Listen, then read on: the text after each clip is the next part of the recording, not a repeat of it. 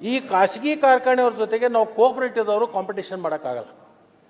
ಇಲ್ಲಿ ಲಾಸ್ ಆದ್ರೆ ಅವ್ರು ಏನು ಮಾಡ್ತಾರೋ, ಕಾಟ ಹೊಡಿತಾರೋ, ಮೋಸ ಮಾಡ್ತಾರೋ, ಹಣ ಗಳಿಸ್ತಾರೆ. ಇಲ್ಲಿ ನಾವು ಮಾಡೋಕ್ಕಾಗಲ್ಲ ಕೋಆಪರೇಟಿವ್ದವ್ರು. ಅದಕ್ಕೆ ನಾನು ವಿರೋಧ ಪಕ್ಷದ ಎಲ್ಲ ನಾನು ಮುಖಂಡರಿಗೆ ಇಟ್ಟು ಹೇಳ್ತೀನಿ, ಮುಖ್ಯಮಂತ್ರಿಗಳು ಯಾವಾಗ ಕರೀತಾರೆ ಅವಾಗ ನೀವು ದಿಲ್ಲಿಗೆ ಬಂದು ಕೇಂದ್ರ ಸರ್ಕಾರದಲ್ಲಿ ಇರ್ತಕ್ಕಂಥ ಏನು MSP ಇದೆ ಬೇಗನೆ ಮಾಡಿಕೊಡ್ಬೇಕು. ಬೇಗನೆ ಮಾಡಲಿಲ್ಲ ಅಂದರೆ ರಾಜ್ಯದಲ್ಲಿರ್ತಕ್ಕಂಥ ಕೋಆಪರೇಟಿವ್ ಶುಗರ್ ಫ್ಯಾಕ್ಟರಿಗಳು ಮುಂದಿನ ವರ್ಷ ಸಂಪೂರ್ಣವಾಗಿ ನಿಲ್ತವೆ, ಬಂದ್ ಆಗ್ತವೆ. ನಾ ಇವತ್ತು ಹೇಳ್ತೀನಿ, ನೀವು ಮಾಡಿಸಿ ಕೊಟ್ಟರೆ ಕರ್ನಾಟಕದಲ್ಲಿರ್ತಕ್ಕಂಥ ಕೋಆಪರೇಟಿವ್ ಶುಗರ್ ಫ್ಯಾಕ್ಟರಿ ನಾವು ನಡೆಸ್ತೀವಿ. ಇಲ್ಲಂದ್ರೆ ನೀವು ಮಾಡಿ ಕೇಂದ್ರ ಸರ್ಕಾರದಿಂದ MSP ಮಾಡಿಸಿಕೊಡದೇ ಇದ್ರೆ ನಮ್ಮ ಎಲ್ಲಾ ಕಾರ್ಖಾನೆಗಳು ನೀವು ಕೇಂದ್ರ ಸರ್ಕಾರ ವಶಪಡಿಸ್ಕೊಡ್ರಿ, ನೀವೇ ನಡೆಸ್ರಿ.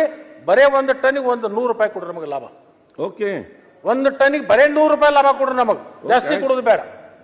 ಎಲ್ಲ ನಿರ್ವಹಣೆ ನೀವು ಮಾಡ್ರಿ, ಕಬ್ಬು ತಗೊಂಡೋಗ್ರಿ, ಮಾಡ್ರಿ, ಸಕ್ರಿ ಮಾರ್ಕೋರಿ. ನೀವು ಕೇಂದ್ರ ಸರ್ಕಾರ ಓದ್ಬೇಕಾದ್ರೆ ರೇಷನ್ ಅಂಗಡಿಗಳು ಫ್ರೀ ಆಗಿ ಕೊಡ್ರಿ, ನಮಗೆ ತಯಾರಿದೆ.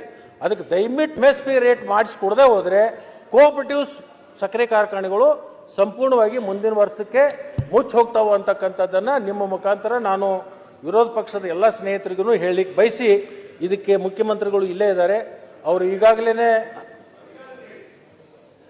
ಸರ್ಕಾರದ ಜೊತೆಗೆ ನೀವು ಬರಬೇಕಾಗಿದೆ. ನಮಗ ಏನಾಗಿದೆ ಅಂದ್ರೆ ಕೇಂದ್ರಕ್ಕೆ ಹೋದಾಗ ನಮ್ಮನ್ನು ನೋಡೋ ದೃಷ್ಟಿನೇ ಬೇರೆ ಆಗಿದೆ, ಅವರು ನಮ್ಮನ್ನು ನೋಡೋ ದೃಷ್ಟಿನೇ ಬೇರೆ ಆಗಿದೆ. ಅದಕ್ಕೆ ನಮ್ಮನ್ನು ಮಲ್ಮಕ್ಕಳದಂಗೆ ನೋಡ್ತಾರೆ. ಅದಕ್ಕೆ ನೀವು ಸ್ವಂತ ಮಕ್ಕಳನ್ನ ಕರ್ಕೊಂಡು ಹೋದ್ರೆ ನಿಮ್ಮನ್ನ ಗದ್ದಾ ತೂಟಿ ಹಿಡಿದು ಪ್ರೀತಿ ಮಾಡಿ ನಿಮಗೊಟ್ಟು ಏನಾರು ಕೊಟ್ಟು ಕಳಿಸ್ತಾರೆ ಅನ್ನೋದು ಆಶಯ ಸಲಹೆಗಳಾಗತ್ತಿರೋ. ಓಕೆ, ಅದನ್ನ ಬಿಟ್ರೆ ಮತ್ತೇನಿಲ್ಲ. ಅಧ್ಯಕ್ಷರೇ.